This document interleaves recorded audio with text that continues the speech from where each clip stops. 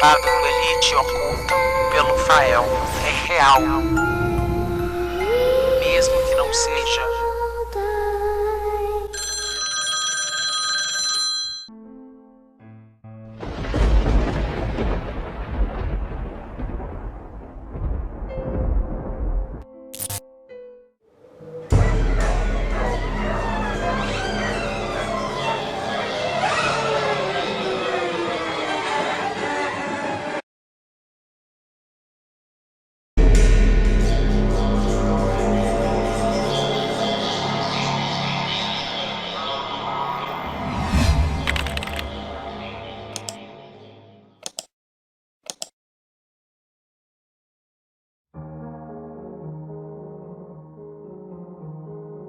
A seguinte história aconteceu em uma estrada aqui de São Paulo e é verdadeira. Acontece que quando eu tinha uns 8 anos, naquela época, a minha mãe frequentava um terreiro de Umbanda na antiga cidade em que morávamos. E como nos mudamos de lá, sempre tínhamos que fazer uma pequena viagem de 1 hora até o nosso destino. E sempre viajávamos à noite, porque era mais tranquilo. Pelo menos era o que ela dizia pra mim. E como nós não tinha carro, a minha mãe sempre pedia que alguém nos levasse. Sim, nós, pois ela nunca gostou de me deixar sozinha, mesmo que fosse com os meus avós. E eu também nunca gostei. E como ela havia se divorciado do meu pai há 2 anos, eu sempre gostava de ir com ela para todos os lugares.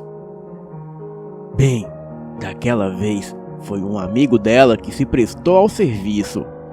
Então fomos de madrugada, lá por 1 hora da manhã, pois era esse horário que começavam os trabalhos no terreiro. Chegamos bem, como de costume. Eu adorava, pois depois dos trabalhos no terreiro sempre tinha uma festa. Bem, era assim que eu chamava. Nós comia, bebia e cantávamos muito. Na hora de voltar, lembro-me vagamente de ter visto a minha mãe conversando com a dona do lugar, a mãe de santo. Ouvi pouca coisa, pois eu era uma criança e estava com muito sono. Mas ouvi a mãe de santo dizer algo sobre um homem que estava ali mais cedo, e sobre ele pertencer a um grupo de criaturas imundas. E ele veio até ela pedir um trabalho de proteção. Mas quando este homem entrou no terreiro, a mãe de santo percebeu que lá fora havia cerca de uns 20 homens esperando ele. E todos usavam capuz preto e estavam escondidos, e alguns disfarçados de animais. Ela disse que estava muito nervosa, pois foi a primeira vez que viu algo assim em toda a sua vida. E disse também que era para minha mãe tomar muito cuidado nas estradas. Bem, voltamos pela mesma estrada, porém não no horário de sempre. Por algum motivo, a minha mãe quis voltar quando ainda estava escuro, e não de manhã cedo como de costume. Bem, a noite estava calma, tipicamente de cidades interioranas, e não havia uma pessoa sequer nas ruas. Eu dormia encostada em minha mãe, ouvindo vez ou outra a conversa que ela mantinha com seu amigo para não pegar no sono. Acordei de repente quando chegamos à entrada da cidade e vi a estrada totalmente escura, somente a luz dos faróis iluminando o chão de terra batida. Então falei algo com a minha mãe, que não me lembro agora, e em seguida voltei a olhar para a estrada. E como que por encanto, ela e o amigo dela e eu vimos dezenas de cães negros, dezenas mesmo, que apareceram do nada e cobriram toda a pista. E eles estavam a poucos metros de nós. Porém, não eram cães normais. Eles eram enormes, quase do tamanho de um boi. Eram de pelagem negra e olhares assustadores. Não deu para reparar direito nas feições daquelas coisas, pois não deu nem tempo de frear a enorme picape em que estávamos. Então, o tio Zé jogou o carro que quase capotou para o meio do mato e batemos em uma árvore. Por bem, não nos ferimos, mas quando olhamos de volta na estrada, não havia mais nada lá, nenhum cão, nada mesmo. E quando saímos do carro, percebemos um forte cheiro de carne podre. E me lembro da minha mãe comentando que havia também um cheiro de enxofre. Bem, eu era criança e nunca vi enxofre na vida. Uma coisa todos nós tínhamos certeza é que aquilo não era nada de bom. Parecia que foi uma ilusão. Porém, todos nós tínhamos visto aqueles animais na pista, todos com pelagem negra, olhos vermelhos e assustadores. Bem, e como puderam sumir tão rápido? A única coisa que sei é que quando a minha mãe retornou no terreiro e conversou com a mãe de santo, ela disse o seguinte: "Pode ficar tranquila, que o que você viu não vai mais te incomodar. Eles pegaram o que queria e agora foram embora para sempre. Boa noite."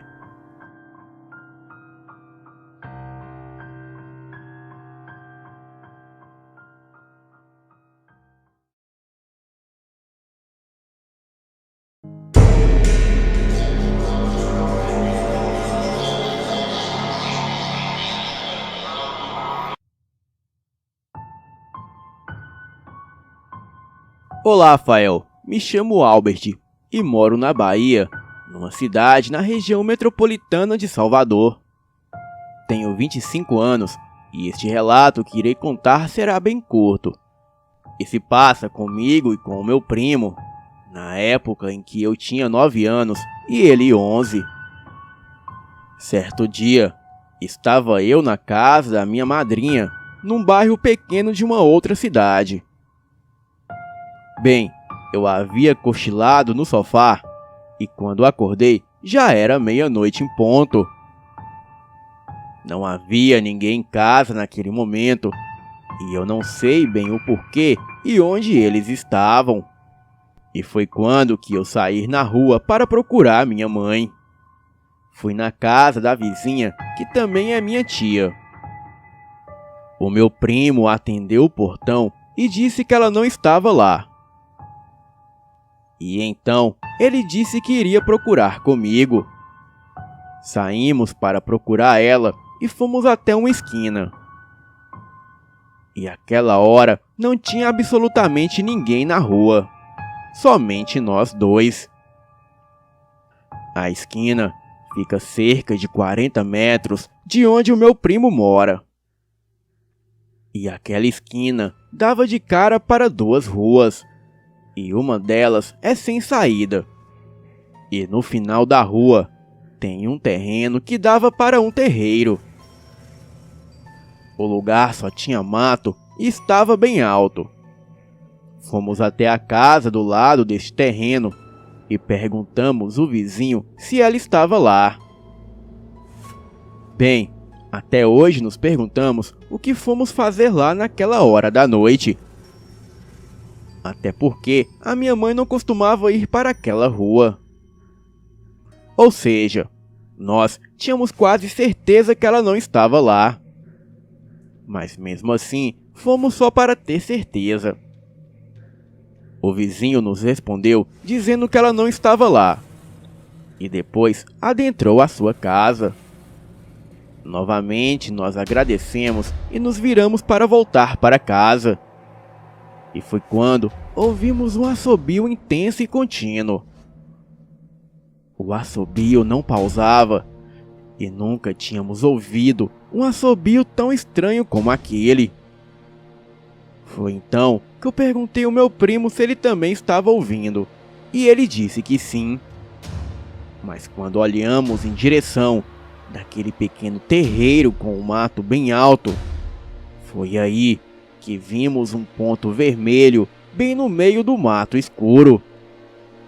Parecia um olho penetrante, parecendo nos chamar para ir até ali.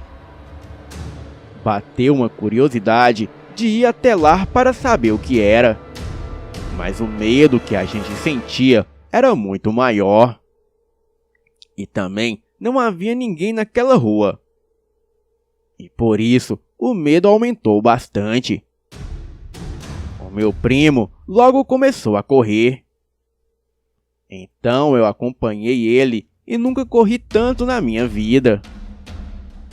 Até hoje eu me intrigo com esse ocorrido, pois parece que nós fomos atraídos por aquela coisa.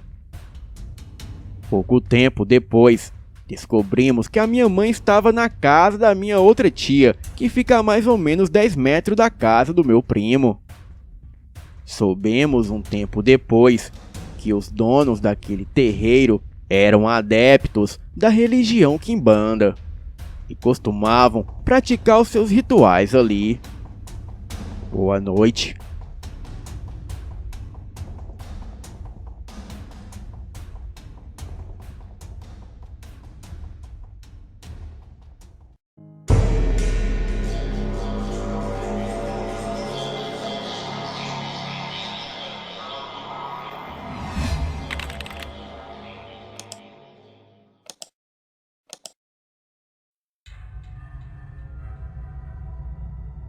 Olá, Elite Oculta.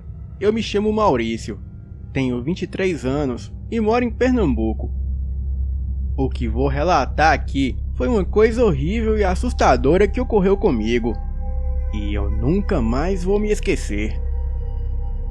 Bem, vamos ao relato. Eu confesso que sou uma pessoa tímida, e sempre tive vergonha de mim porque me achava feio, e ver os meus amigos tudo namorando e eu segurando vela me deixava bem deprimido. Eu sempre fui mole e nunca tive coragem para me declarar a uma mulher. E era isso o que eu mais queria na vida, era ter uma namorada. Mas como mencionei, eu me achava feio demais para ter uma namorada. Certo dia, em um final de semana, eu saí para tomar uma cerveja sozinho em um bar meio isolado da cidade. E quando eu cheguei no bar, eu pedi uma cerveja artesanal que só tem aqui em Pernambuco. Me sentei à mesa lá fora, pois estava muito calor, e comecei a beber. Naquele lugar só havia o bar de estabelecimento. Era um ponto afastado da cidade, onde só havia mato e a estradinha de terra. Porém, naquela rota, passava muitos viajantes e comerciantes que quase sempre estavam exaustos de cansados ou com muita sede. Então, aquele bar era o ponto ideal para se acomodar, tomar uma gelada e comer uns tira-gosto. Fiquei ali fora bebendo e admirando a paisagem. E as horas foram se passando. Então, eu pedi ao dono do bar que me trouxesse outra cerveja. Me lembro que havia poucas pessoas ali. Era somente o dono do bar que conversava com um cliente próximo ao balcão. E eu ali fora me refrescando com uma gelada. Alguns minutos se passaram e logo chegou uma mulher muito bonita. Ela era linda demais, e logo de cara eu fiquei encantado com ela. Ela sentou-se sozinha em uma mesa próximo à minha, e eu, muito tímido, fiquei a olhando de canto. Bem, me deu muita vontade de chamá-la para vir à minha mesa, para me fazer companhia. Porém, eu não tinha coragem suficiente a esse ponto. E foi quando ela olhou para mim da outra mesa. Ela também tomava uma cerveja e deu um sorriso de canto para mim. E eu virei a cara de vergonha. Então ela se levantou e veio até mim. Perguntou se podia se sentar. Eu, ainda abismado, disse que sim. Então ela se sentou e ficou puxando conversa. Ela se apresentou como Samara e disse que tinha 30 anos e que estava à procura de um namorado. E em seguida perguntou se eu não queria ser o seu namorado. Aí eu falei: nossa, mas tão rápido assim? A gente mal se conhece.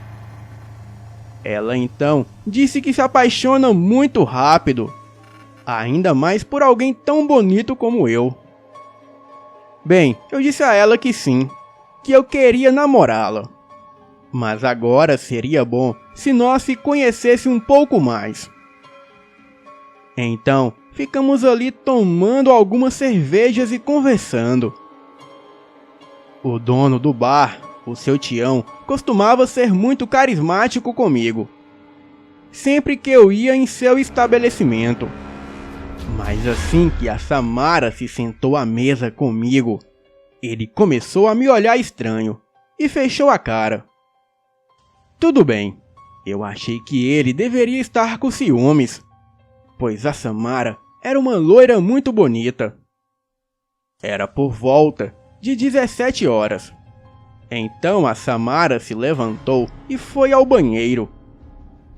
O seu Tião aproveitou a ausência da moça para vir falar comigo.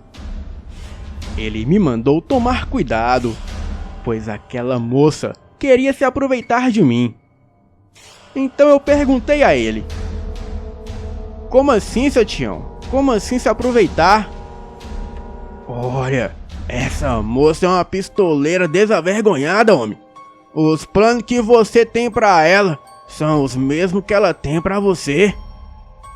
Perguntei ao Tião que planos eram esses que nós tínhamos um para o outro, pois ele estava sabendo demais. Então ele disse: você tem plano de comer essa rapariga, mas é ela que vai te comer, homem. Acorda pra vida, miserável. Essa moça vira bicho e tá te atraindo pra uma armadilha, cabra. Agora eu já estava entendendo tudo.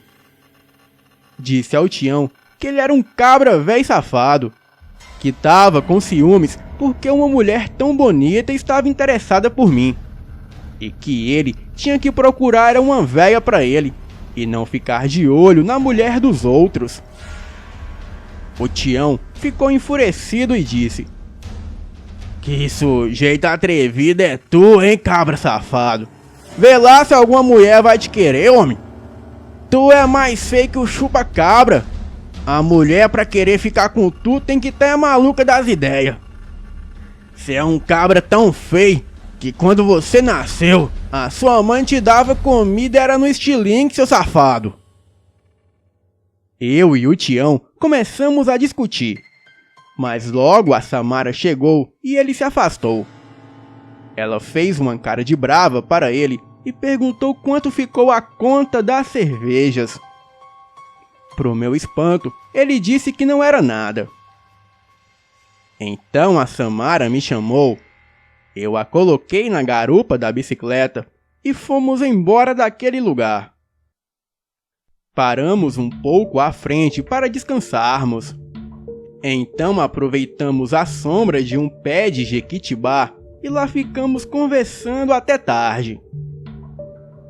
Perguntei a ela se não podíamos ir para a sua casa, pois eu morava com a minha mãe. Então não ficaríamos muito à vontade lá em casa, mas em outra ocasião eu a levaria para conhecer a minha família. Então ela disse que tudo bem, que como ela morava sozinha, iria me levar para a sua casa, e lá ficaríamos bem à vontade.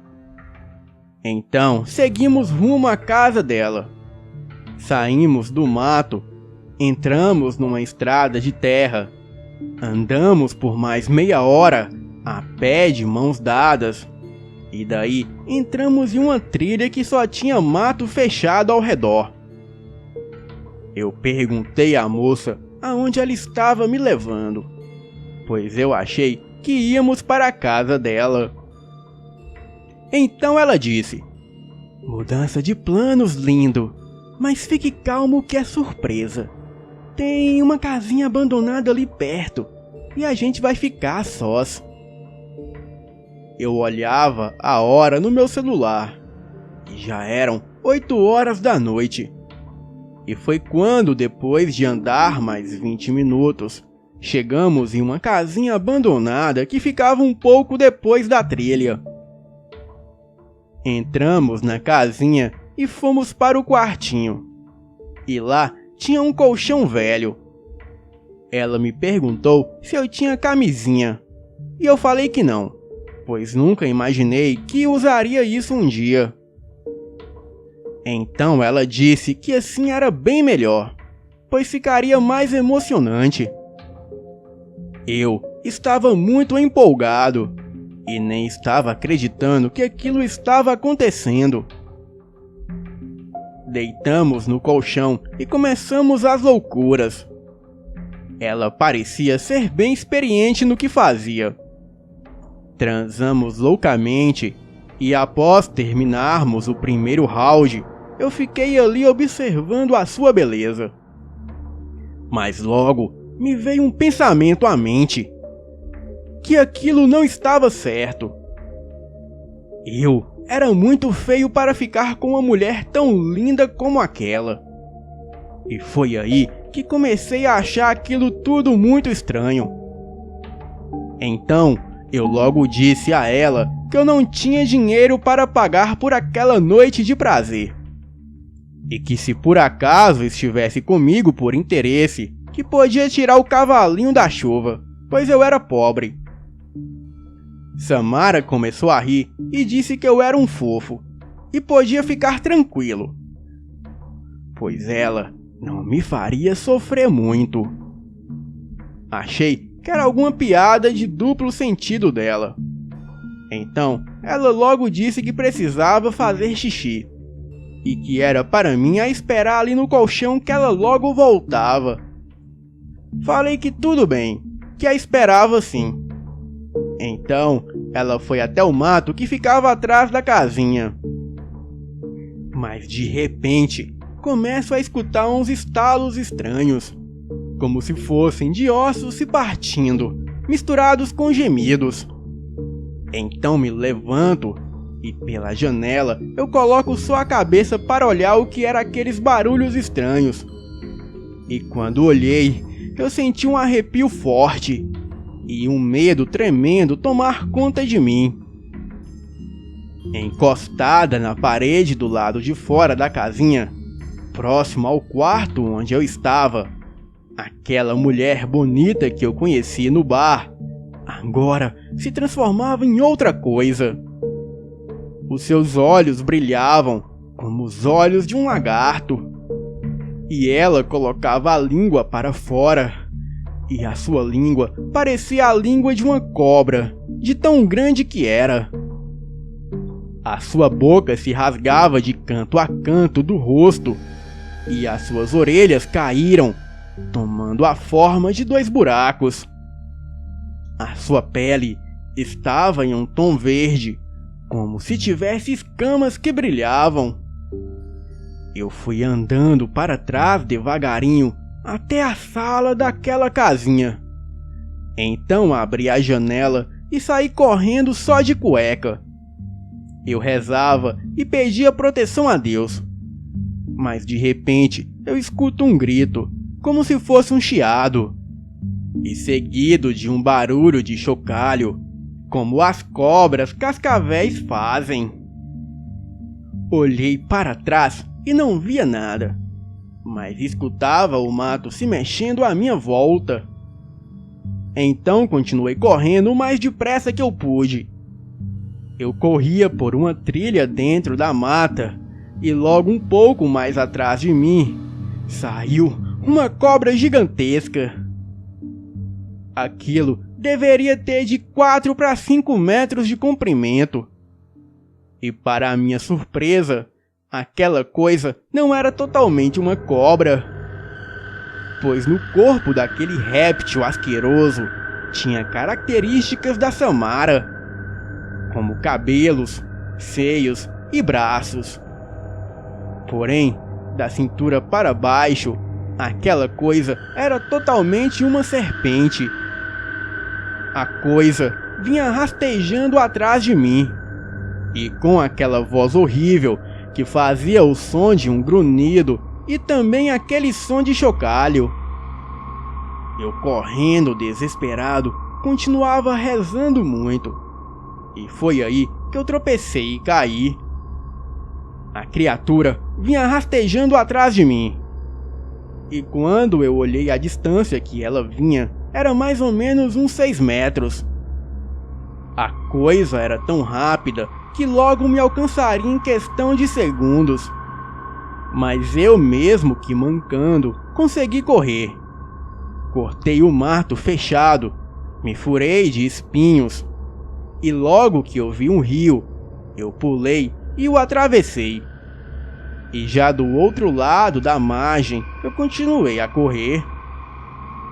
A criatura atravessou o rio muito rápido, e quando chegou do outro lado da margem, onde eu estava segundos atrás, a coisa gritava com aquela voz distorcida e assustadora, e gritava palavras ameaçadoras contra mim. Eu estava exausto, mas corri muito, até que saí na estrada de terra, e lá tinha algumas casinhas, umas habitadas e outras não.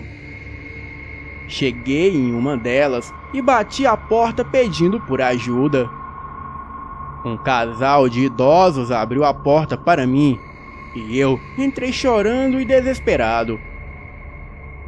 Eles me viram naquele estado e mandaram eu me sentar no sofá e contar o que estava acontecendo. Então contei a eles que tinha um bicho atrás de mim. Então o senhor olhou pela fresta na janela e pôde ver um vulto de uma enorme serpente rastejando dentre o mato e a estradinha. A senhora me deu uma bermuda do seu marido para que eu vestisse e também uma garapa de cana. E foi aí que eu fui me acalmando. E foi quando o senhor disse que aquela era uma sucuri das grandes.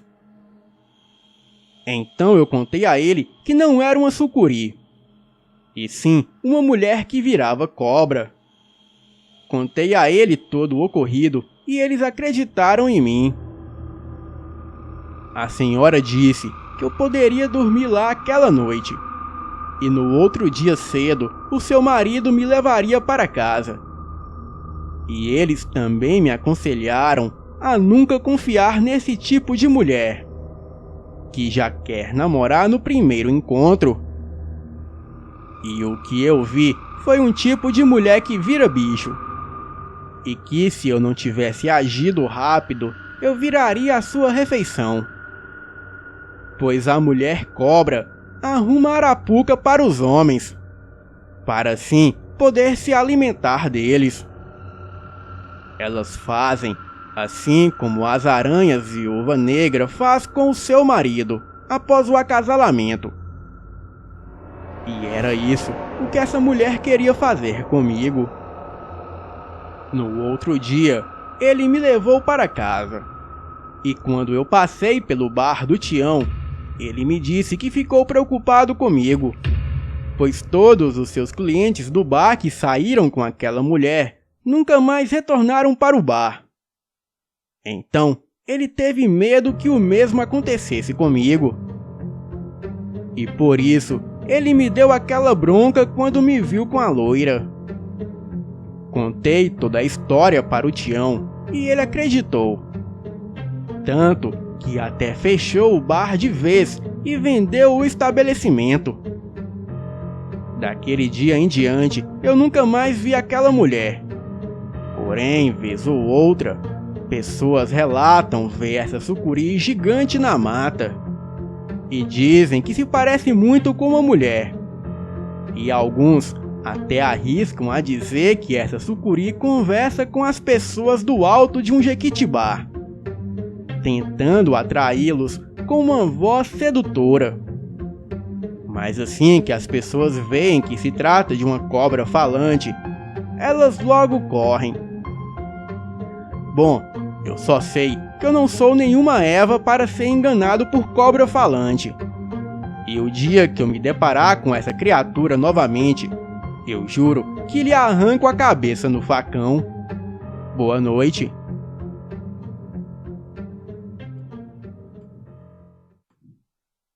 Galera, aqui é o Fael do Elite Oculta. Foi a primeira vez que eu ouvi falar nessa criatura, que é a mulher cobra. Porém, a pessoa que me mandou o relato, ela me mandou o link da matéria também. Eu vou estar deixando o link da matéria aqui na descrição do vídeo. Então, vocês clicam aí e assistam a matéria da mulher cobra. O título da matéria é: Moradores da pequena cidade afirmam que mulher cobra aparece na região. Então, quem tiver interessado, clique aí no link e dá uma lida na matéria. Boa noite.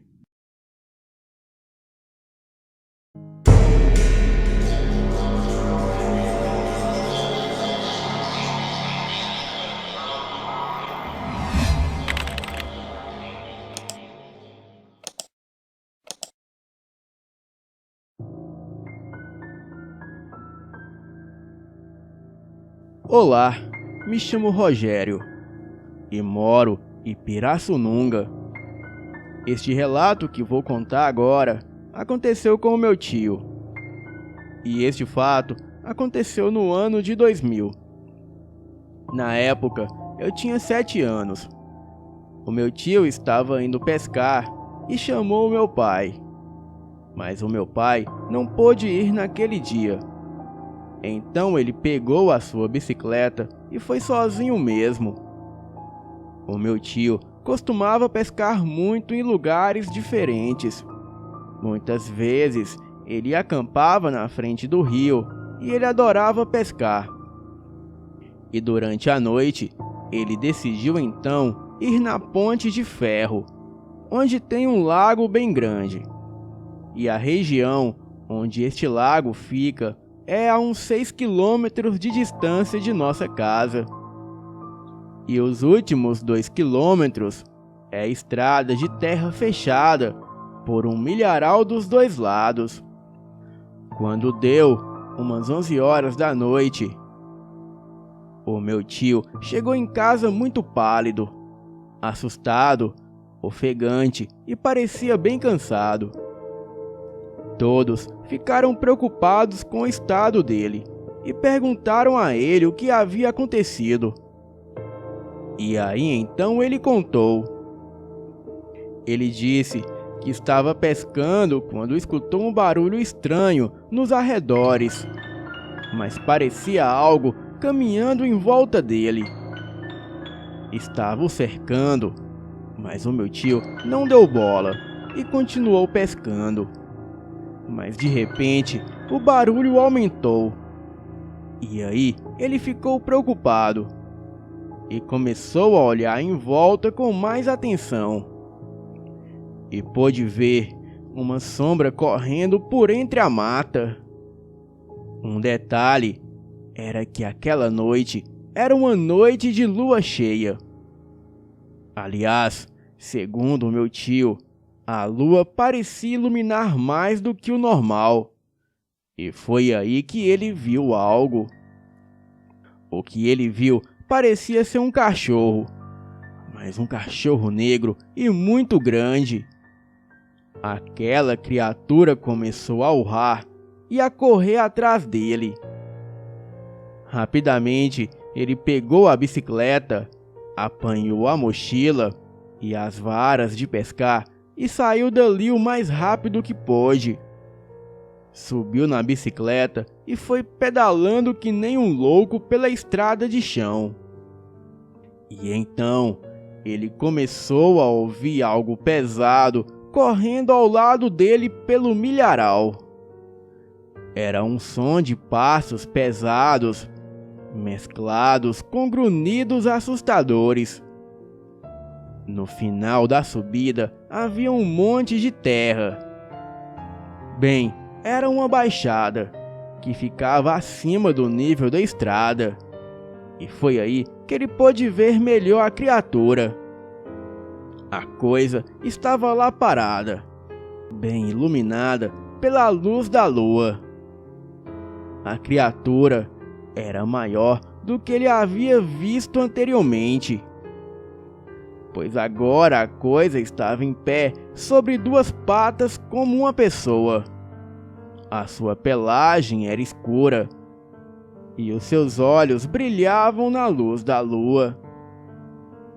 Eram olhos amarelos e, segundo meu tio contou, as garras, os dentes pareciam muito afiados. Era uma criatura aterradora. O meu tio então começou a pedalar mais rápido ainda e acabou batendo as varas de pescar no chão e as quebrando. Bem, ele não pensou duas vezes e deixou tudo ali mesmo. E continuou pedalando que nem um louco. E quando chegou perto de casa, já sem ar, desesperado, se virou para trás e ainda viu aquela coisa a uns 20 metros de distância dele. A criatura se escondia atrás de uma árvore, apenas o observando ao longe. Ele entrou em casa o mais rápido possível. E depois de contar isso para toda a família, todos riram, menos o meu avô. Pois o meu avô disse que também já havia visto um lobisomem.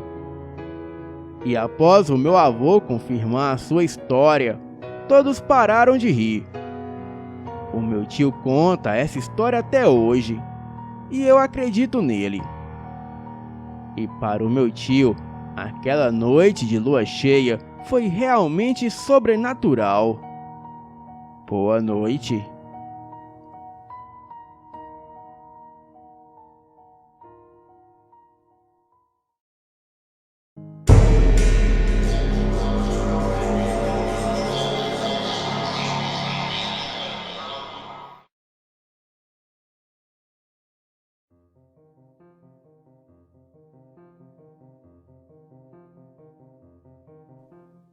Boa noite, o meu nome é Romário.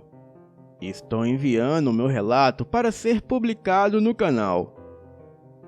Sou baiano e moro atualmente em Recife, Pernambuco.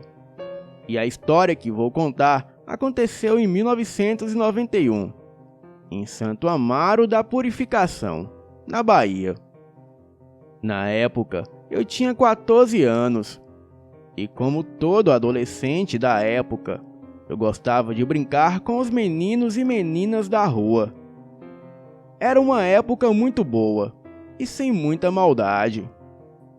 Pois bem, eu e os meus amigos frequentemente brincávamos de pega-pega e esconde-esconde. E isso eram todas as noites.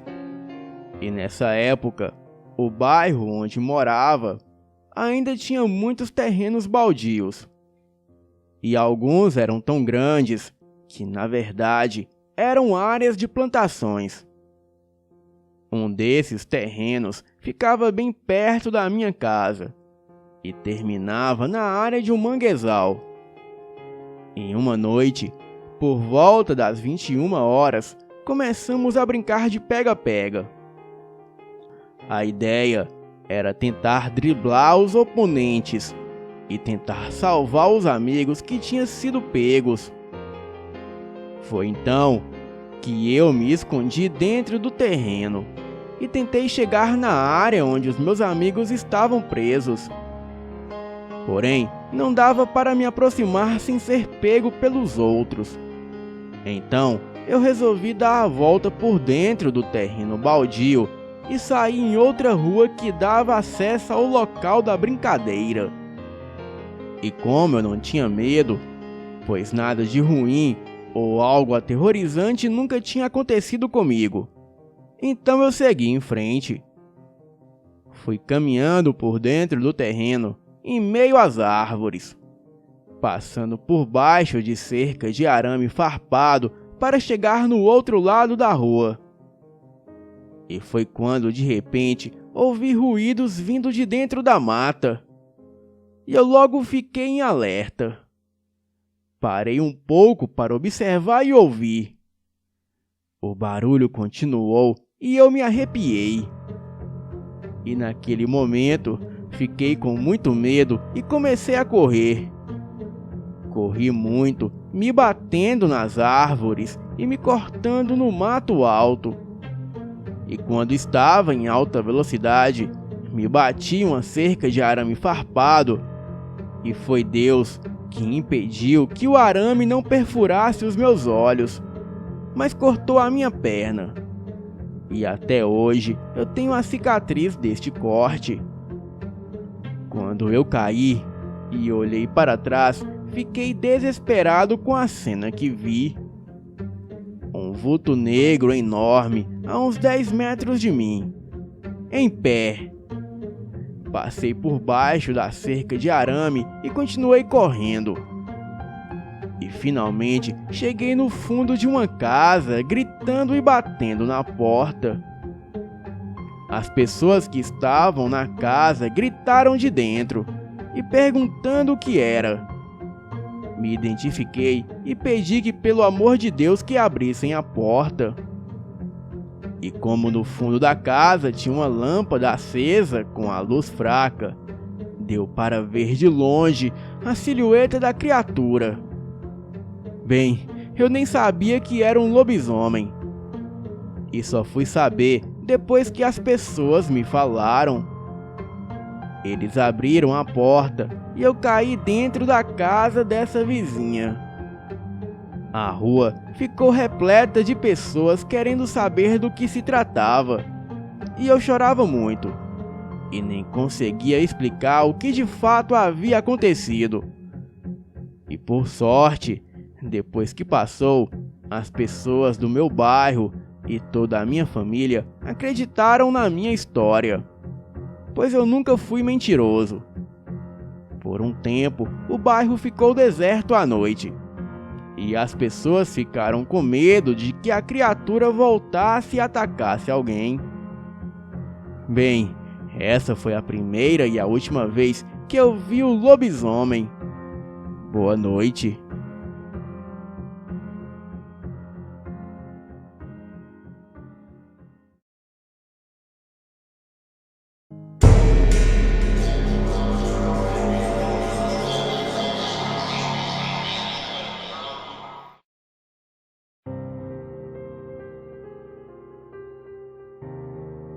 Boa noite.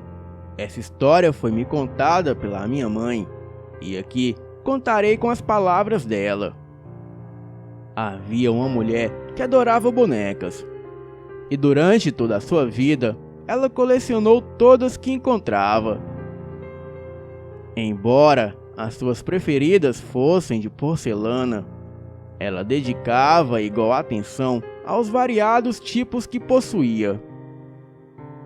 O tempo passou, os seus filhos cresceram e o seu marido se foi, e ela se viu sozinha, tendo como companheira apenas a imensa quantidade de bonecas que possuía. E com o avanço da idade, a senhora, não podendo mais fazer todos os serviços de casa sozinha, decidiu contratar uma empregada para ajudá-la. A moça contratada ficaria responsável pela limpeza de toda a casa. E logo no primeiro dia, a empregada entrou no quarto onde as bonecas ficavam guardadas. Ela se espantou com a quantidade delas e fez uma cara de nojo ao verificar que algumas eram bem antigas. E ao espanar o pó das bonecas, ela percebeu que uma delas possuía um cordão vindo da parte de trás. Curiosa, Ela puxou a corda e ouviu o brinquedo falar: "Eu amo a minha mamãe." Sem dar maior importância a isso, ela continuou a limpeza, até que se esbarrou em uma boneca que foi ao chão, quebrando o rosto de porcelana. A senhora ouviu o barulho e foi mais rápido que pôde até o quarto das bonecas. E ao ver os cacos pelo chão, uma tristeza lhe invadiu, sendo perceptível pela expressão que o seu rosto ganhara. A empregada disse rapidamente: "Eu realmente sinto muito por isso, senhora. Foi um acidente. Eu não pude fazer nada para evitá-lo. Me desculpe." Triste, a senhora disse para a empregada ter mais atenção e que ela só continuaria no emprego se prometesse ser extremamente cuidadosa com as bonecas. E a empregada rapidamente concordou. No dia seguinte, a senhora deixou a casa para ir até o mercado e a empregada ficou sozinha. Mal-humorada, a empregada decidiu não trabalhar naquele momento. Sentou-se na sala e lembrou da bronca que havia levado por quebrar aquela boneca velha e estúpida. Uma ideia maldosa lhe ocorreu e ela se dirigiu até o quarto das bonecas. Ela lembrou como a senhora ficava triste com a boneca quebrada e então pegou uma delas e a jogou no chão. A boneca se quebrou e a empregada sorriu, com a visão dos cacos se espalhando. Não satisfeita, ela pegou outra boneca e também a lançou no chão, e depois outra e outra. Completamente entretida e satisfeita com a sua maldade, ela nem percebeu quando a senhora entrou no quarto e gritou desesperada: "O que você está fazendo? Está louca? Você está demitida!" Sentindo muita raiva, a empregada foi recolhendo as suas coisas para ir embora. E enquanto fazia isso, um ódio pela senhora crescia cada vez mais em seu interior. Até que ela pegou uma faca e voltou para o quarto. A senhora estava ajoelhada com as bonecas no colo, e por isso nem viu a primeira vez que foi atingida. 1, 2, 3 vezes. E a empregada só parou quando a raiva cessou. Então, ela se sentou à beira da cama e ficou parada por um instante e olhou em sua volta. Ainda havia muitas bonecas naquele quarto. Esticando seu braço, ela alcançou o outro daqueles brinquedos com um cordão nas costas. E novamente, ela decidiu puxá-lo. E teve uma surpresa com a fala da boneca: "Olá, por que você matou a minha mamãe?" Aterrorizada, a empregada arregalou os olhos e disse em voz alta: "Não é possível, o que você acabou de dizer?" E a boneca falou novamente: "Por que você matou a mamãe? Ela era tão boa para nós." O medo invadiu o corpo da empregada. Ela jogou o brinquedo no chão e se levantou do lugar onde estava. Nesse instante, outras bonecas também falaram ao mesmo tempo: "Por que você matou a mamãe? Por que você matou a mamãe? Por que você matou a mamãe?" Passado alguns dias, uma das filhas da senhora foi visitá-la e a encontrou morta no quarto das bonecas, deitada na cama. E no chão, a empregada também estava morta, com os cabelos todos brancos e uma expressão de terror em seu rosto. Ao seu lado, várias bonecas com o rosto quebrado que pareciam vigiar o seu corpo. Boa noite.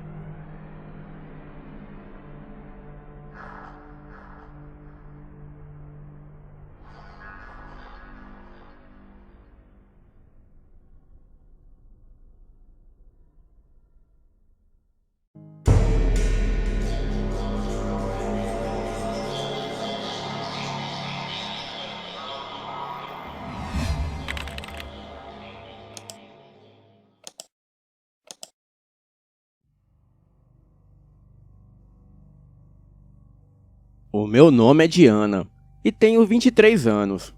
E o relato que trago é um desabafo que durante muito tempo suportei calada.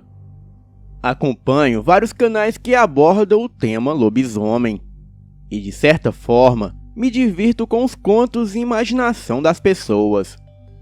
Porém, ouvindo os vários canais enquanto cuidava das coisas no sítio onde moro, conheci o Elite Oculta. E mal acreditei quando ouvi os relatos. Percebi que, diferente de muitos canais que buscam apenas uma história que agrade os seus inscritos e que não se arriscam em contar a verdade, este canal demonstrou mais autenticidade e menciona as coisas que realmente acontecem no meio lupino.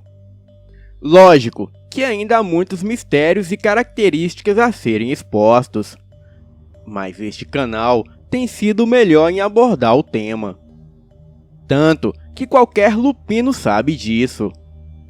E só para alertar, nós, os lobisomens, estamos de olho em tudo e acompanhamos o canal. E sabemos o que é verdade, exagero ou enganação.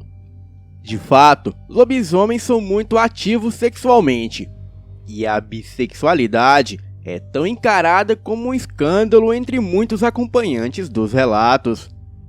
Mas para um lupino é algo comum e sem nenhuma importância ou drama. Afinal, é apenas uma característica baseada no instinto de dominação e poder. Entre as mulheres lupinas, soa como um treino para obter autoconhecimento e segurança ao se deparar com um macho lupino. E entre os machos lupinos, é só para demonstrar o quanto é irresistível, já que conseguem atrair e fascinar até mesmo outro macho. Porém, nem todo lobisomem chega a ter instintos bissexuais tão intensos. É um conceito difícil de ser entendido por meros seres humanos, que baseiam as suas vidas em tabus ridículos, que já são desprezados por muitos humanos mais evoluídos. Conhecer o universo lupino é entender que lobisomens são seres intensos que não se importam ou julgam os instintos um do outro, mas se respeitam e unem forças para sobreviverem. Mas um ponto que gostaria de abordar é referente aos nomes: Jardel, Jadiel, Jadson e Ariel. Esses nomes têm muita representatividade entre os lupinos e possuem significados muito fortes. Daí são os prediletos entre muitas matilhas. Ariel significa altar consagrado, o filho da inspiração divina. Jardel significa o que guarda e protege. Jadiel significa o adornado por joias, o que fascina e deixa saudade. Aquele que com seus beijos encanta, mas como um sonho, some deixando apenas marcas. E Jadson significa aquele que mata em silêncio, o filho da estratégia, aquele que nunca falha no ataque. Existem 3 tipos de lobisomens: os que mantêm a consciência durante a transformação e os que não mantêm toda a consciência, ou que não mantêm nenhuma consciência quando transformados. Por outro lado, temos um inimigo mortal, não natural, pois estes seres não surgiram naturalmente entre nós, mas foram criados através de pactos e influências demoníacas. Eu me refiro aos canis. Não existe algo mais desagradável para um lupino que ver alguém mencionando essa raça do inferno como lobisomem. Canis não são e nunca serão um de nós. Não passam de lixos criados através de pactos com entidades baixas. A forma até pode causar confusão, mas os olhos vermelhos deixam claros que não passam de aberrações artificiais. Uma imitação da raça lupina, algo asqueroso e sujeito à aniquilação. Um lupino autêntico pode ser um puro sangue, quando a sina é por parte de pai e de mãe ao mesmo tempo, ou meio sangue, quando a sina é apenas por uma das partes. Em alguns casos, o sangue lupino pode ser inativo. Daí, o indivíduo nunca manifesta qualquer transformação, mas ao gerar filhos, pode ser que os mesmos nasçam com a sina ativada. Bem, feitas as considerações necessárias, agora vamos ao relato. Os meus pais se conheceram no vilarejo, sendo que ele era um simples peão que trabalhava para os pais, e a minha mãe era a filha caçula do dono de uma pequena propriedade. O meu avô paterno era meio sangue e inativo. Casou com a minha avó, e dos seus 3 filhos, apenas o meu pai nasceu com a sina, sendo que a sua primeira transformação foi aos 16 anos. A minha avó ficou desesperada, mas o meu avô agiu com muita calma. E temendo que o meu pai se desse muito mal na cidade, decidiram que o criaria no interior e o mais afastado de qualquer perigo. Ao se transformar, ele tinha consciência, mas os seus instintos eram muito fortes. Daí, ele se embrenhava nas matas atrás de caças.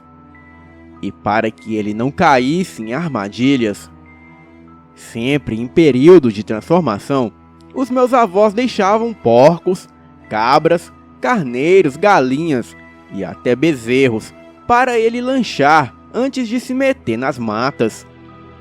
E assim, ele caçaria com menos fome e mais cautela, e estaria atento a armadilhas de caçadores. A minha mãe conheceu meu pai quando ele tinha 26 anos, e se apaixonou perdidamente. Ele também a amou assim que a viu, mas resistia, temendo prejudicá-la de alguma maneira. E foi quando ela, morrendo de vergonha, pediu para falar com ele e confessou seu amor. Ele também confessou que a amava, mas que sabia não ser digno dela. Ela, porém, não desistiu e pediu que ele fosse o que fosse, pelo menos desse uma chance para ela. Explicou que não queria saber de nada do que ele escondia. E com isso, ele não resistiu e iniciou um namoro com ela. Com 1 ano de namoro, ele a chamou para conversar e, muito temeroso, revelou a ela que era um lobisomem. Ela sorriu e disse não acreditar. Nisso, ele a levou à noite à beira de um rio e se transformou diante dela. Entretanto, ao ver o terror estampado no rosto dela, ele fugiu para a mata. Contudo, no dia seguinte, a minha mãe se mudou de mala e cuia para a casa dos meus avós paternos. Alegou que amava muito o meu pai e pouco se importava com o que ele era, até mesmo porque ele era a sua felicidade. E nisso, eles se casaram. Mas havia um medo da parte do meu pai que atrapalhava a realização plena da felicidade deles.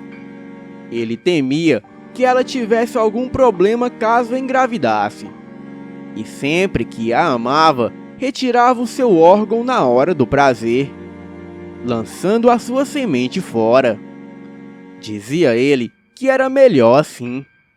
A minha mãe passou a ficar muito triste, pois tinha o sonho de lhe dar filhos.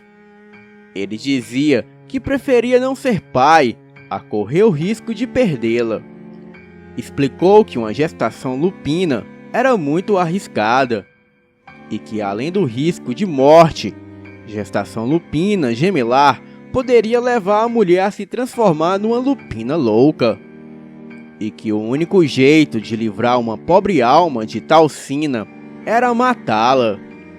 O meu pai comentou que não poderia conceber aquilo nem em sonho, Ela, no entanto, o convenceu a pensar positivo e contou que a sua recusa em fazê-la mãe doía muito mais do que a morte. E com isso, ele decidiu arriscar. No terceiro ano de casamento, e com apenas uma relação que a minha mãe recebeu a semente dele, ela engravidou. E meses depois, teve o Heitor. Aquilo foi a maior felicidade dela. Entretanto, o meu pai, embora fosse um homem insaciável, lhe negava a semente. Contudo, com 1 ano do nascimento do Heitor, a minha mãe convenceu o meu pai a tentar ter uma menina. E ele permitiu que a sua semente fosse lançada nela. E foi quando ela engravidou e teve o Hélios. O meu pai ficou feliz por tudo ter dado certo, mas informou que nunca mais permitiria que a sua semente a fecundasse outra vez. E continuou se negando a explodir dentro dela. E foi quando a minha mãe teve uma ideia no mínimo arriscada. Ela esperou uma noite de transformação e com algum tempo saiu à procura dele. E o encontrou na beira de um rio, que ele costumava contar que devorava as caças e aproveitava para beber água. E mesmo ele estando na forma de lobisomem, ela se apresentou a ele como mulher.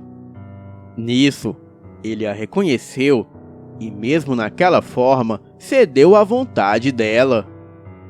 E apesar de terminar na forma humana, ele lançou a sua semente com fúria nela.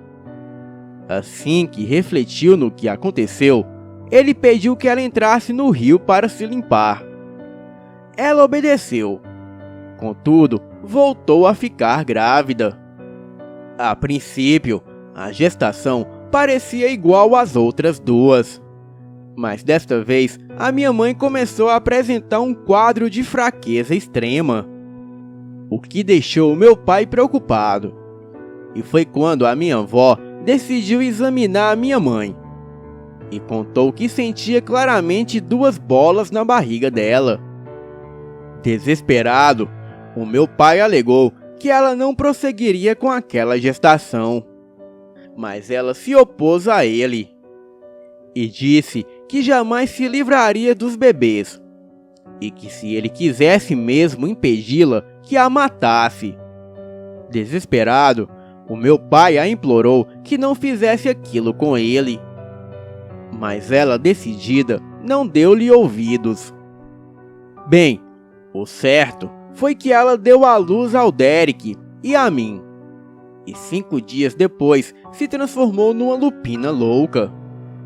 Desesperado, o nosso pai a conteve. Ela foi aprisionada num porão e alimentada com carnes, mas continuava na forma lupina. Desesperado, o meu pai chorava e lamentava não ter feito nada para que ela interrompesse a gravidez. No entanto, os meus avós alegaram que este foi o desejo dela, e que o meu pai deveria pensar com frieza e julgar se era justo deixar a minha mãe daquele jeito. Nisso, muito triste, ele se transformou em lobisomem e deu o golpe de misericórdia. Porém, saiu feito um louco, uivando de dor e arrasando as propriedades vizinhas.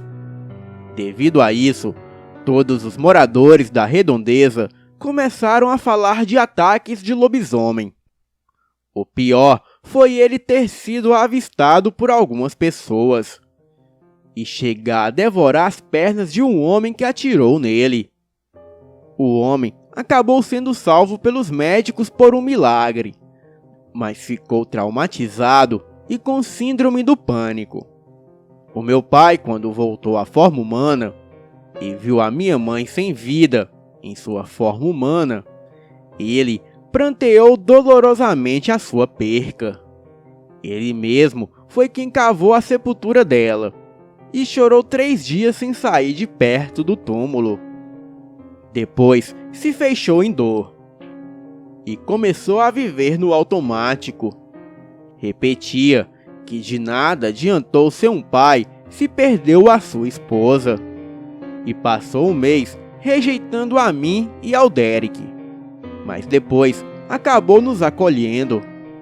Quando soube que a minha mãe falecera, os meus avós maternos alegaram que nem o Derek e nem eu éramos os seus netos, e que a amizade e a consideração com a família do meu pai estava acabada.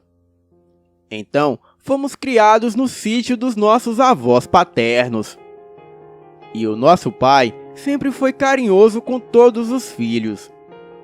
Quando completei 9 anos, a minha avó soube de uma mulher que era estéril, devido a um aborto que cometeu ao engravidar de um aventureiro mentiroso que estava a passeio pela cidade. Desde então, a mulher se dedicava a trabalhar para os seus pais e matou seus sonhos de ser uma mulher casada, já que pelo fato de não ser mais virgem, nenhum homem a levaria a sério. E por outro lado, ela não podia dar filhos a homem algum, e nenhum homem sério queria uma mulher que não poderia lhe proporcionar uma família e perpetuar sua descendência. A minha avó procurou a Johanne e falou do meu pai. Disse que ele já tinha 4 filhos, era viúvo e só queria mesmo uma mulher. E Johanne acabou concordando em conhecer o meu pai, sem que ele nem imaginasse as intenções dela. E ela ficou impressionada com a beleza do meu pai.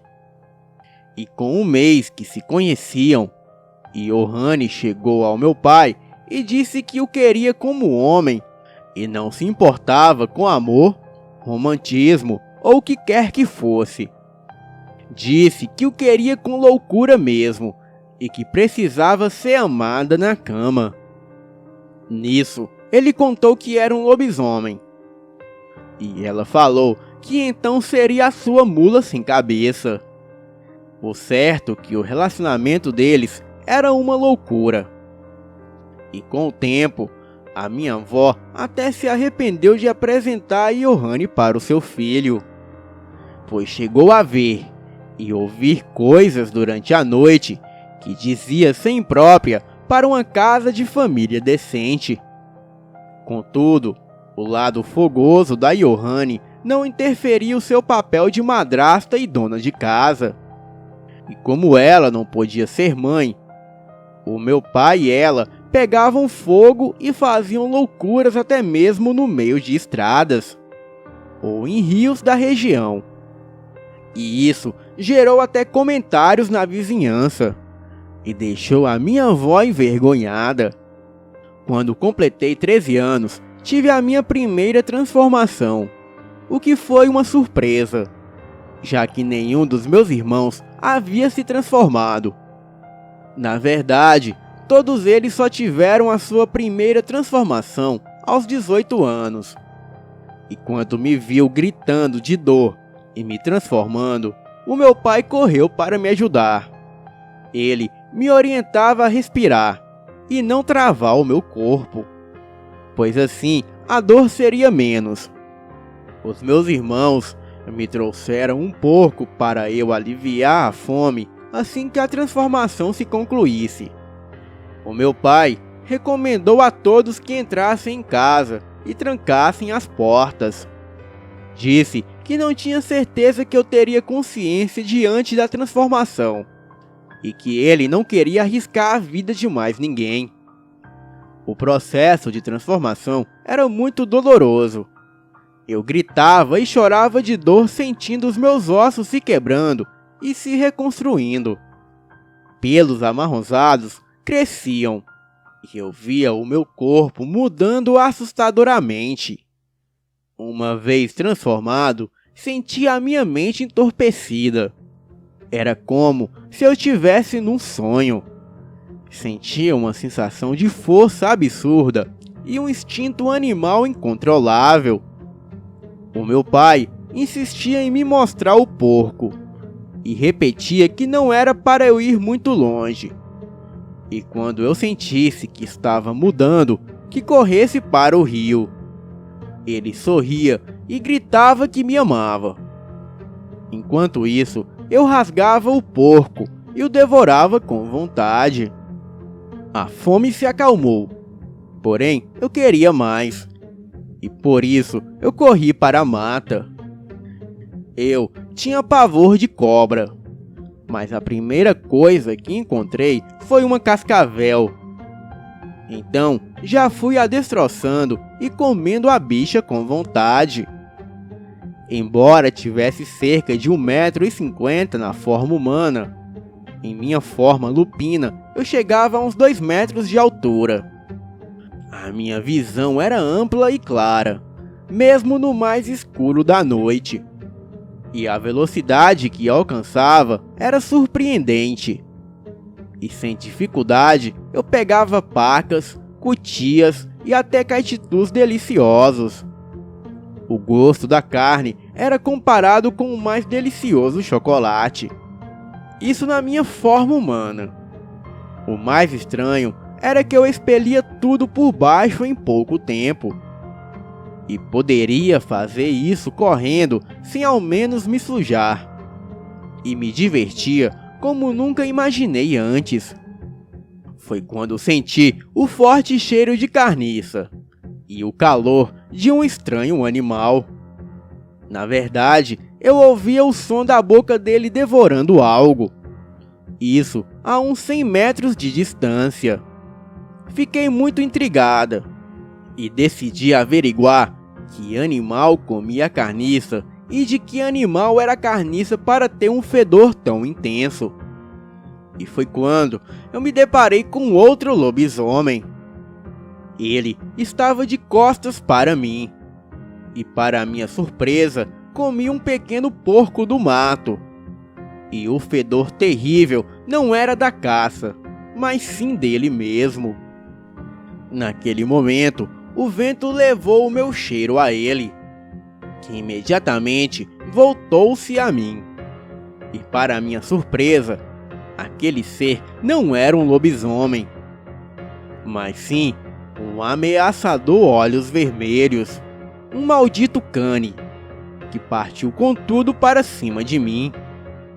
Pulei para o lado, levando as garras na pele daquele ser grotesco, fedido e imundo, arrancando pelos e sangue daquela coisa nojenta, arrancando também um grande urro de dor daquele ser abominável.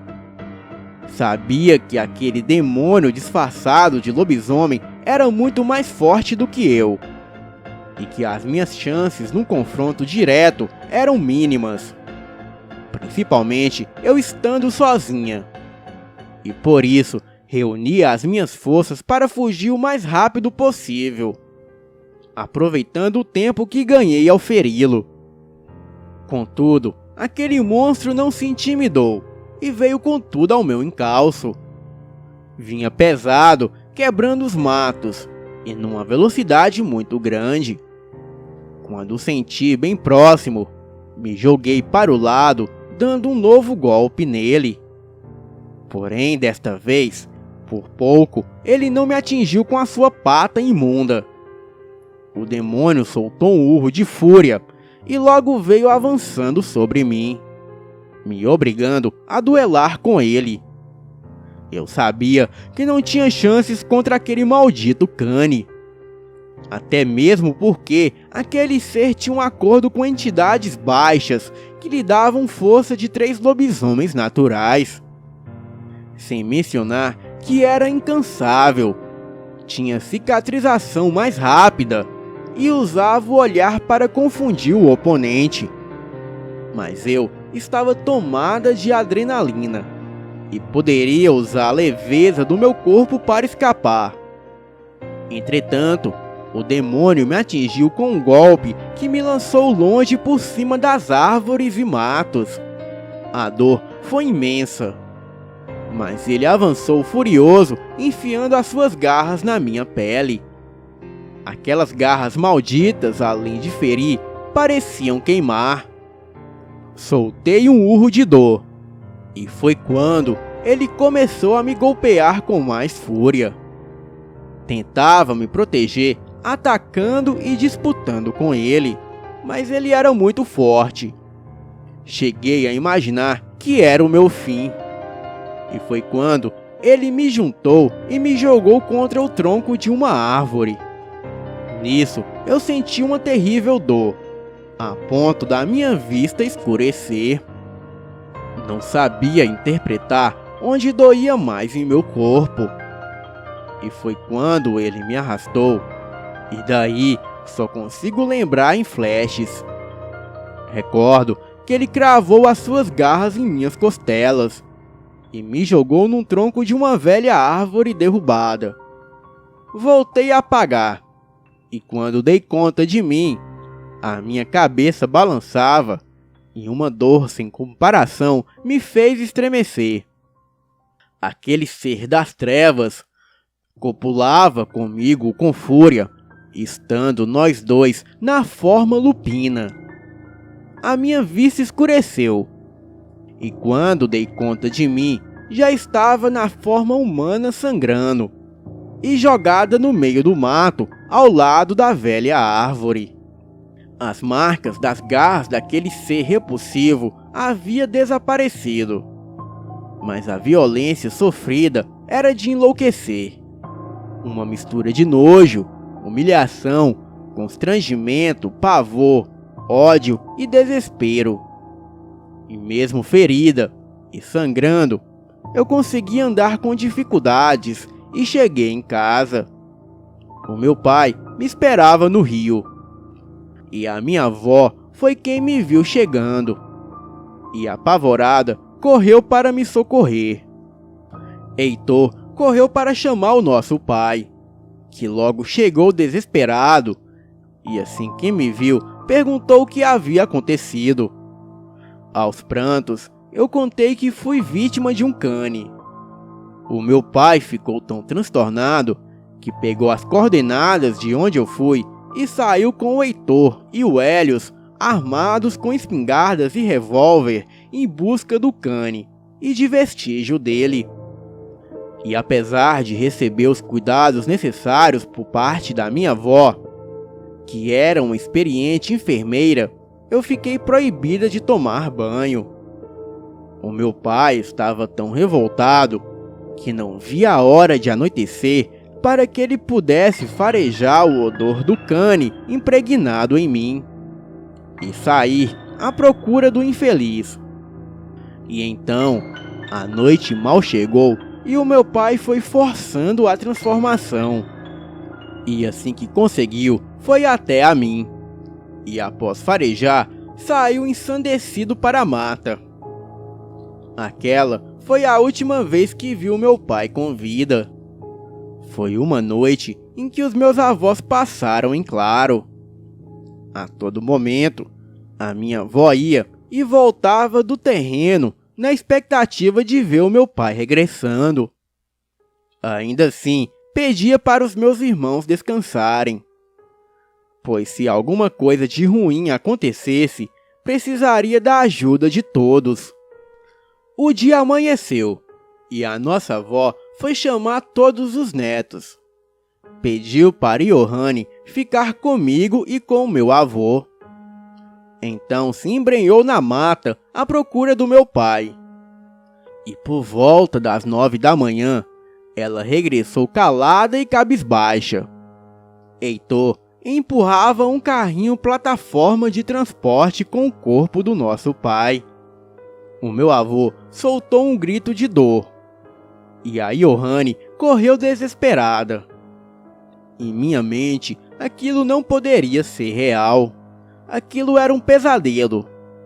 Os meus 3 irmãos choravam em silêncio. E foi quando a minha avó comentou que o meu pai se foi. Mas a sua morte não foi em vão, pois ao lado dele havia o corpo do maldito cane que na forma humana agonizava. Ela contou que o infeliz, na agonia da morte, ficava repetindo que era inocente. Mas no peito esquerdo ele tinha o símbolo do pacto feito com ferro quente. A minha avó pediu que respeitássemos o nosso pai e que ele fosse enterrado no mesmo local que a minha mãe. E com 2 dias do falecimento do nosso pai, a Johanne nos deixou. Ela alegou que não havia mais nada que aprendia ali. Alegou que a amizade e fidelidade à nossa família estava acima de qualquer coisa. E como ela era esposa de nosso pai, levou consigo algumas cabeças de porcos, cabras e galinhas. A minha avó julgou ser justo que ela não saísse de nossa casa com uma mão na frente e a outra atrás. Afinal, ela mesmo com as suas loucuras havia feito o meu pai feliz. No mesmo dia em que o meu pai foi encontrado morto, espalhou-se a notícia que Valmir Perosa, o mais rico fazendeiro da região, pranteava a morte do seu único filho homem, Caetano Perosa. Ele teria entrado na mata para caçar e foi vítima de um animal. Muitos lamentavam o fato dele só ter 19 anos e ter sido encontrado morto. No entanto, a minha avó alegava que aquele cane maldito já havia ido tarde. Contudo, agora se sabia a qual família ele pertencia. Porém, a minha avó levantou a hipótese de talvez ele não ser o cane que me atacou, uma vez que ele morreu alegando ser inocente. Contudo, a melhor pista da assinatura genética de quem me atacou veio quando meu pai completou 1 mês e meio de falecido, e eu descobri que estava grávida. A minha avó alegou que através do fruto maldito de um cane e uma experiente cigana poderia localizar o asqueroso ser que o originou. E foi quando a minha avó se dedicou a procurar uma velha cigana que não fosse charlatã e tivesse conhecimentos de magias de pactos. Ela comentou que tinha ideia de uma mulher, porém não sabia se ela ainda era viva. E antes de sair em viagem, ela me recomendou 2 coisas. A primeira, que eu me cuidasse, e a segunda, que eu não me apegasse ao monstro que se formava em meu ventre. O meu avô foi quem ficou responsável em cuidar da nossa propriedade e de todos nós. Meus 3 irmãos ajudavam nas tarefas da propriedade, e meu avô contratou mais 3 trabalhadores. 5 meses depois, a minha avó regressou com uma velha cigana chamada Maristela. Assim que ela me viu, disse que a criança em meu ventre era um ser de luz e que viria prematuramente. Daí, ela se preparou para me ajudar. E com 7 meses e 2 semanas de gestação, eu entrei em trabalho de parto e o Muriel nasceu. Por minha avó, ele deveria se chamar Malvino, em referência a Malvindo, mas eu não concordei. Preferi chamá-lo de Muriel, que na cultura lupina significa o anjo das muralhas, ou aquele que me protege. A minha avó achou um desatino dar a um cane um nome desses, mas respeitou. Até mesmo porque a cigana alegou que quando uma mulher dá à luz, é um anjo que sopra o nome da criança no ouvido dela. A minha avó voltou a me recomendar a não me apegar ao cane que saiu de dentro de mim. Disse-me que ele só parecia com a criança, assim como o pai parecia lobisomem, mas não passava de um ser do inferno encarnado. Ela lembrou que com 7 anos de vinda dele a este mundo, conseguiríamos discernir o cheiro do monstro que o originou, e ele já não teria serventia alguma. Contudo, aquele ser nasceu tão fraco e indefeso que eu sentia algo muito estranho por ele. E por mais que a minha avó dizia que ele era um ser imundo, o meu coração enchia de compaixão e amor por ele. O simples choro dele tocava a minha alma e me desesperava. Até de alguém tocar nele, eu tinha medo de machucá-lo. Irritava-me o fato da minha avó ficar se referindo a ele como criatura nojenta. E quando Muriel foi se desenvolvendo e me chamando de mãe, o meu coração sofria muito por ele, e eu só pensava em protegê-lo. Na ausência da minha avó e dos meus irmãos, o meu avô e eu éramos muito carinhosos com Muriel. Afinal, ele era uma criança. E eu me sentia muito ligada a ele. E quando Muriel completou 4 anos, Maristela conversou com a minha avó e disse que pela idade que ele tinha, já dava para saber qual era a sua essência lupina. Muito embora ela só a manifestasse muito tempo depois. E antes dela fazer o ritual, eu cheguei a ela e perguntei se o ritual seria doloroso. Ao que ela me tranquilizou, dizendo que não. E disse que se eu quisesse, poderia participar para acalmá-lo. E foi quando ela visualizou o que o Muriel era. Disse que ele era um híbrido de olhos vermelhos. Nisso, a minha avó alegou que ele deveria ser eliminado o quanto antes. Contudo, Maristela pediu para ela deixá-la terminar e contou que ele seria um lobisomem albino, de pelos branquinhos, com cheiro de enxofre e até cauda. A minha avó ficou pasma. Um lobisomem albino é considerado um símbolo de respeito entre os lobisomens e considerado sagrado.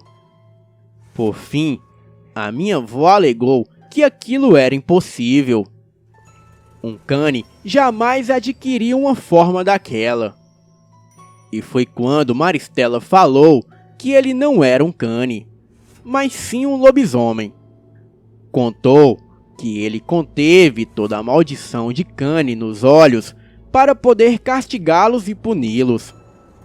Em seguida, disse que graças a isso, ela poderia ver claramente quem era o pai dele. Depois, disse que era um velho de aproximadamente uns 70 anos. E nisso, a minha avó ficou muito interessada. E a cigana, mesmo sem saber, deu as características de Valmir Perosa. E depois que relatou as características do velho, ela contou que ele estava bem vivo e ainda gozando de muita saúde. Com isso, ela começou a passar mal. Ao que a minha avó pediu para ela descansar. Aquela relação foi uma bênção, pois desviou o ódio irracional que a minha avó sentia pelo Muriel para o Valmir Perosa. Ela reconheceu que foi um erro julgar um membro da família como um cane, e pela primeira vez abraçou o Muriel. Depois disse que precisava descansar e que não queria ser incomodada por ninguém. O meu avô estava com os meus irmãos trabalhando e eu cuidava dos afazeres domésticos. E foi quando a minha avó fugiu de casa e, se disfarçando de cigana, foi para a propriedade dos Perosa.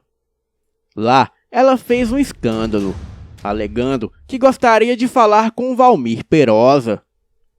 Disse que Caetano Perosa havia confiado a ela um recado. E ao ouvir o nome do filho, Valmir a recebeu e quis saber o que era. Ao que ela enterrou uma faca na barriga dele.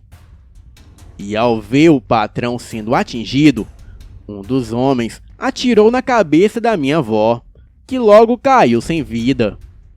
Estávamos reunidos em casa, já prestes a chamar a vovó para jantar, quando a notícia chegou. Valmir foi levado às pressas para o hospital. E o advogado dele foi acionado às pressas para conversar com o delegado. O capataz que atirou fugiu para se livrar do flagrante.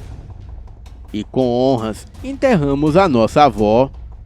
Mas o covarde que atirou não esperava que o Heitor, o Hélios e o Derek já se transformavam em lobisomens. Eles fizeram questão de respeitar o velório da minha avó, para depois ir atrás do assassino dela. Roger Salles estava escondido numa chácara do advogado do Valmir. Os meus irmãos contaram que ele teve uma morte bem lenta e que os gritos de terror e dor dele foram terríveis. Roger Salles tinha uma esposa e 5 filhos, mas eles não foram tocados, afinal eram inocentes. E assim que chegaram em casa, Maristela tratou de fazer um ritual de purificação sobre eles e informou que os 5 maridos das 5 filhas do Valmir eram canes. Elas também eram canes. E tinha uma mãe de santo que trabalhava com pactos lupinos. Ela alegou que desde quando descobriu a paternidade do Muriel e avistou a imagem de Valmir, que a feiticeira começou a travar uma guerra com ela. Disse que era uma questão de tempo para a mãe de santo conseguir respostas, mas que até agora os feitiços ciganos tinham feito as entidades dela caminharem em círculos sem obter respostas. Pela madrugada, a cigana acordou assustada e disse que Valmir não resistiu e acabou morrendo. Contou também que a mãe de santo já estava por dentro de tudo e que 5 precipitados canes estavam vindo furiosos e cheios de proteção de entidades baixas para surpreendê-los e eliminar todos. A cigana se expressou em fazer círculos no quintal e explicou que eles apenas captavam a força lunar.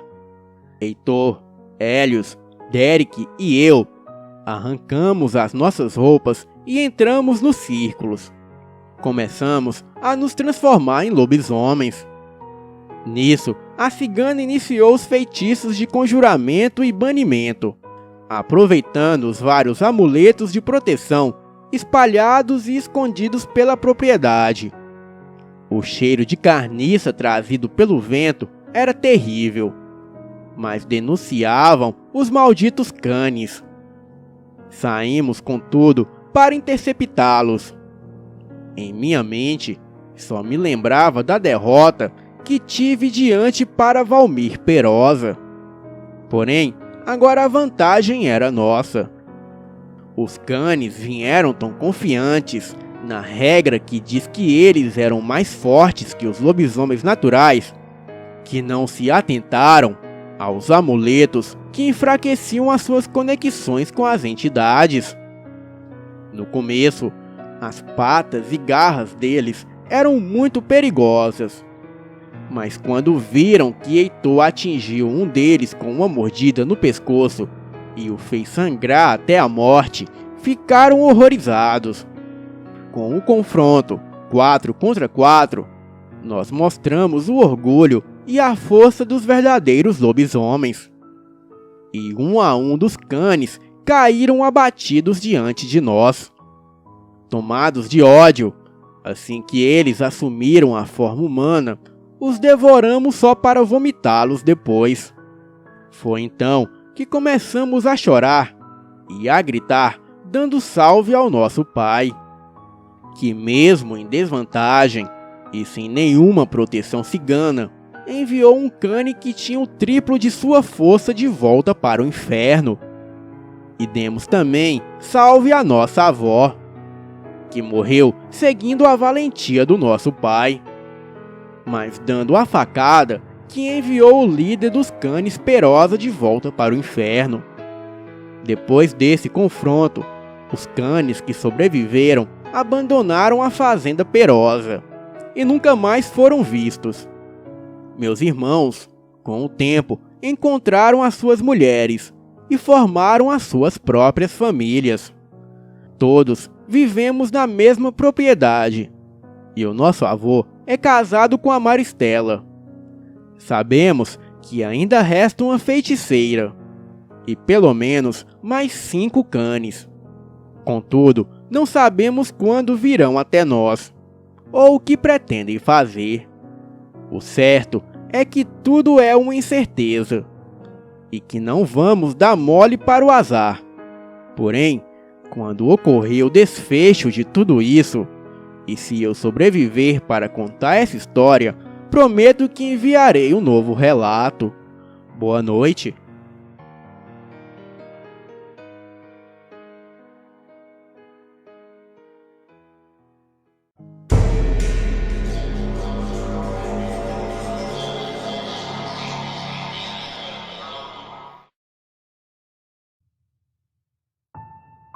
Boa noite, Fael.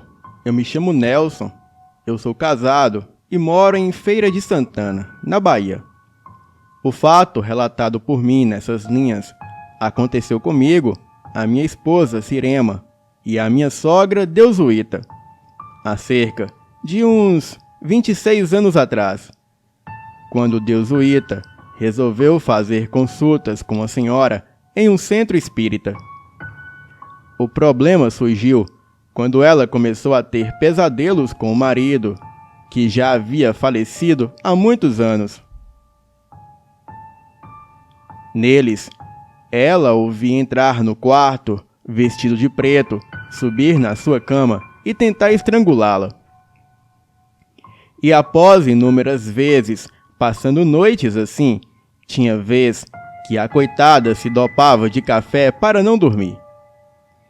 Ela, que não era muito religiosa, mas devido ao acontecido, resolveu então ir fazer uma consulta com uma macumbeira muito conhecida. O dia então chegou. Eu e a minha esposa passamos na casa dela e a conduzimos ao centro de Quimbanda. Entramos e logo me deparei com uma senhora de meia idade, e ela usava um vestido branco e vários cordões coloridos no pescoço. No quartinho do terreiro havia um enorme pentagrama desenhado no chão vermelho e várias imagens de Exus e pombas-giras espalhado por todos os lados. Então, fiquei aguardando do lado de fora, em uma área onde havia várias cadeiras. As horas voaram e logo ficou bem tarde da noite. Eu já estava sonolento quando ambas terminaram de serem atendidas. A minha esposa, Cirema, me contou que a minha sogra estava sendo perseguida pelo espírito do falecido marido. Mas o Exu ficou de ajudá-la, porém, ela tinha que levar um certo despacho no cemitério numa sexta-feira à meia-noite. E assim fomos para o carro. E próximo ao terreiro, cerca de uns 60 metros, eu não pude deixar de notar um cemitério. O lugar estava bem deserto e uma atmosfera pesada tomava conta do ambiente.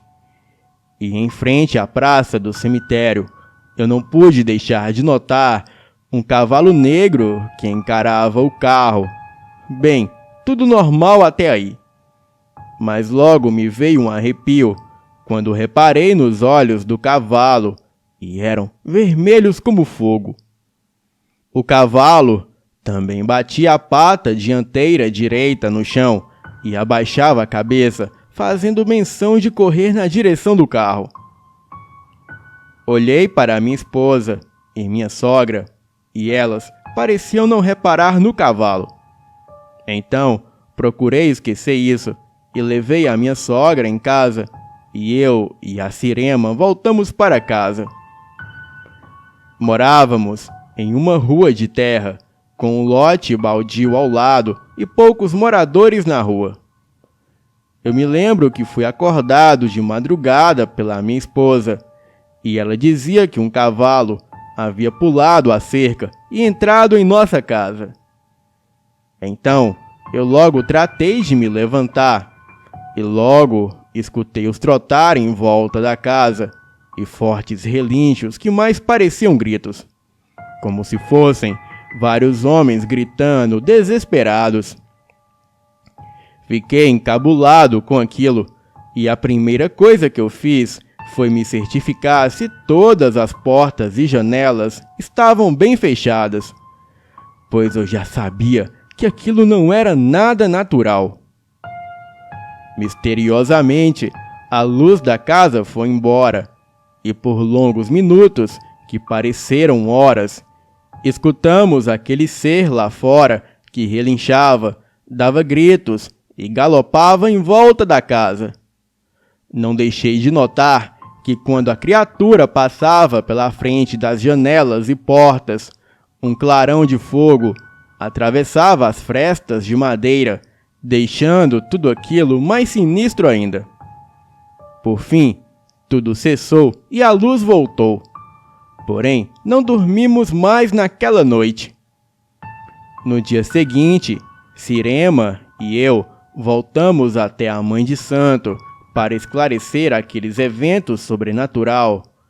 E foi aí que ela nos contou toda a história.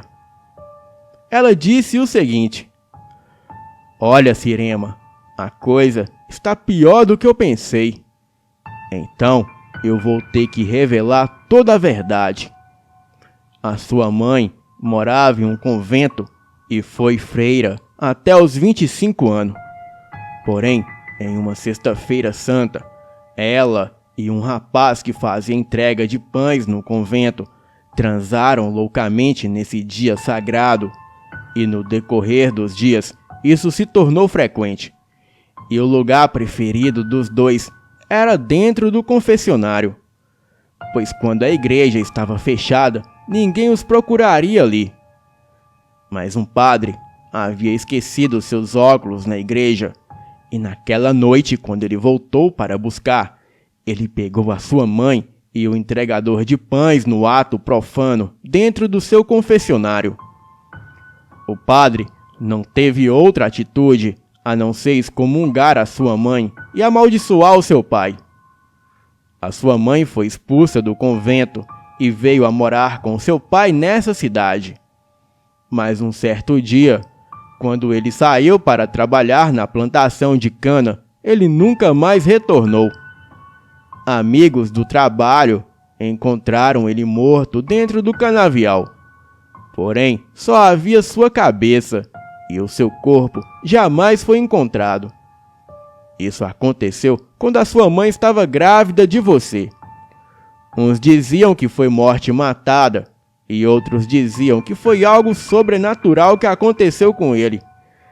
Mas eu sei a verdade.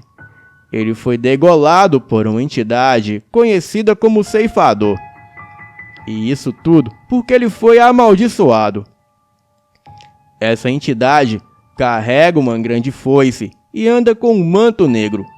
E muitas vezes é até confundido com a morte devido ao seu rosto cadavérico. O corpo do seu pai em espírito está amaldiçoado a se transformar em mula, e no lugar da cabeça sai labaredas de fogo. Eu falei para sua mãe que o Exu vai afastar esse espírito de suas vidas. Porém, o Exu exigiu uma oferenda, a qual a sua mãe deve levar até o cemitério na sexta-feira à meia-noite. Quando ouvi essa história da Mãe de Santo, eu fiquei abismado. A Cirema também estava pasma com tudo isso, pois como a sua mãe nunca havia lhe contado isso. Enfim, no dia seguinte era uma sexta-feira. Então fomos, a Cirema, a minha sogra e eu, no cemitério fazer a tal oferenda. A minha sogra tinha que fazer isso sozinha.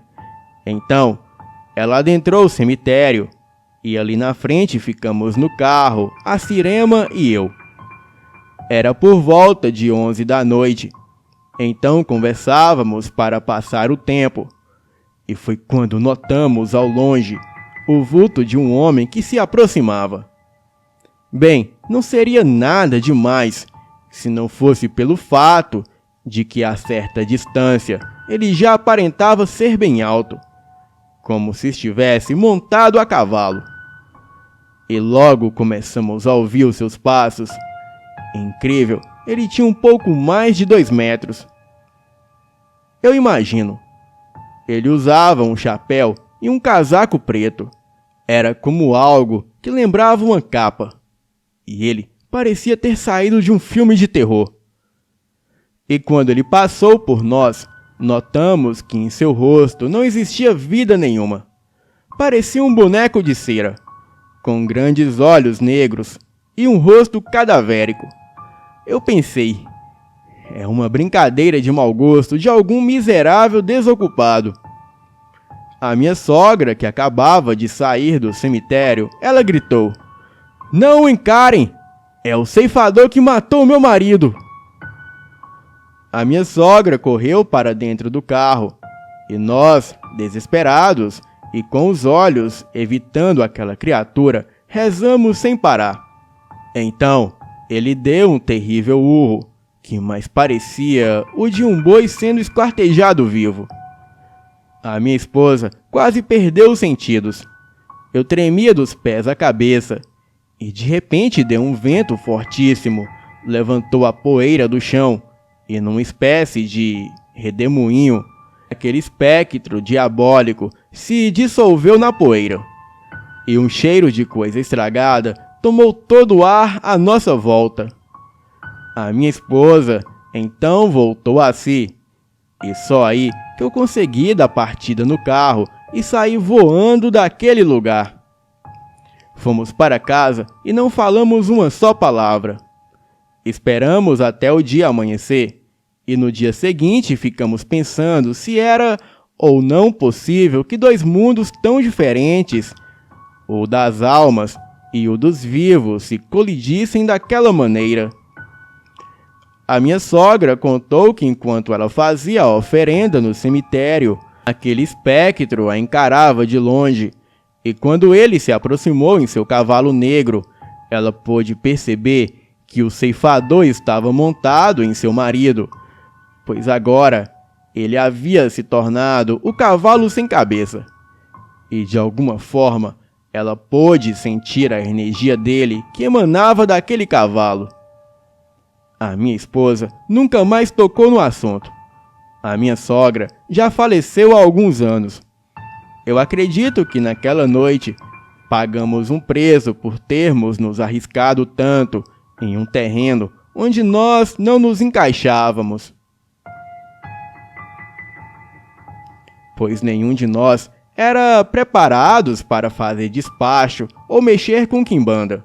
Enfim, a maldição chegou ao fim, e acredito que finalmente a alma do meu sogro já descansa em paz, e agora junto com a alma da minha sogra. Boa noite.